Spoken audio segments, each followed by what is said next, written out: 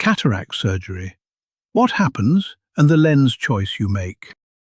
At Eyecare Centre of Orange County, Dr. Alexander Bonakdar has cared for patients for more than 3 decades. Trained at the Illinois College of Optometry, board certified and trusted by more than 10,000 Orange County patients since 1991. The cloudy lens is softened with sound waves and drawn out through an opening so small it usually needs no stitch.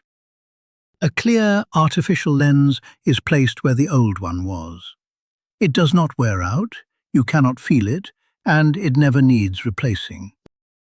The implant choice decides where you see sharply. A single-focus lens gives excellent distance. Others split light between distance and near, and that split has trade-offs. Most people see well the day after surgery.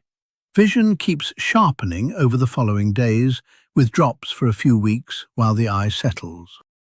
Ask us which implant would suit you. The right answer depends far more on how you use your eyes than on the technology.